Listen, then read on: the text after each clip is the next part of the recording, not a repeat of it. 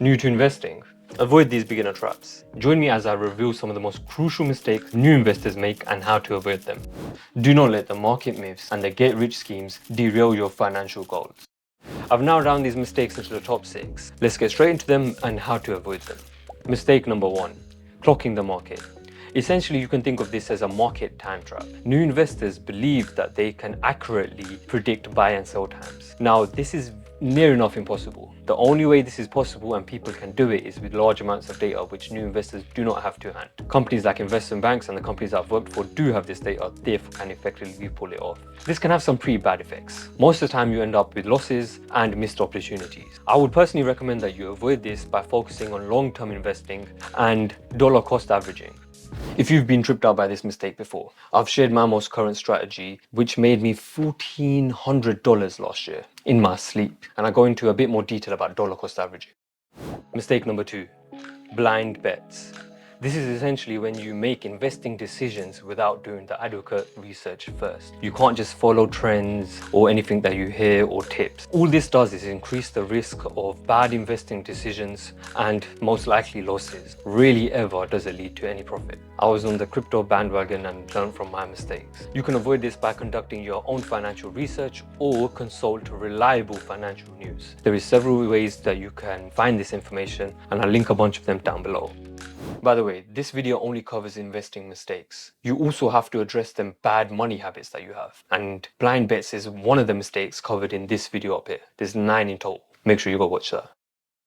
Make sure you watch it. Mistake number 3. All eggs, one basket.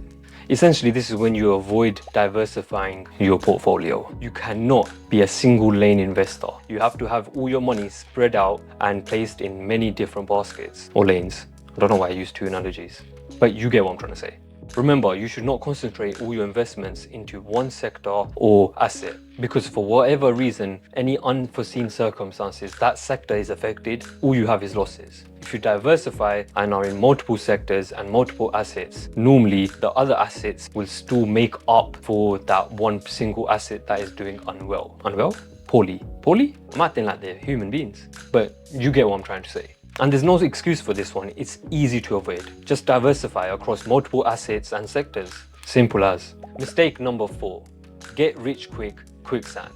Now, this is to address all the new investors that believe they can make quick money, quick, substantial gains. And trust me, it is impossible. All this does is lead to riskier investments and behaviors. You need to avoid this by setting realistic expectations and playing the long game. Stick to long-term investing and slowly transition over to a shorter period. Mistake number 5, bullish beginnings. This is when you invest too much too early. Most new investors end up making large investments before they fully understand the risks of the stock market. Unfortunately, you can understand the market and you can learn about it as much as possible. However, the psychological effect when trading can only be learned the hard way. So make sure that you do not go in too big too soon, as this can lead to significant losses. Make sure that you start small and gradually increase your investments. Mistake 6, diversify, not deny.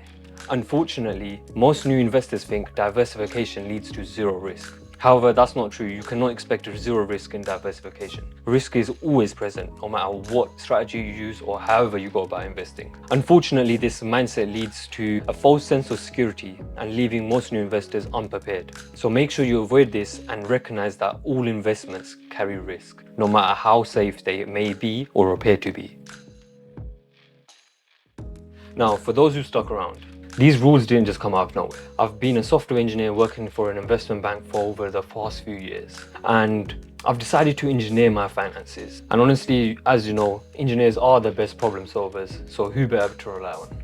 Go check out some of my other videos and let me know what you think. I'm still trying to figure out YouTube and how I'm gonna go about my composition and the quality of the video. I'm learning it as I go along. Baby steps is the best way. So yeah. Let me know what you think and leave a comment. I really would appreciate your insight. Anyways, I'm off.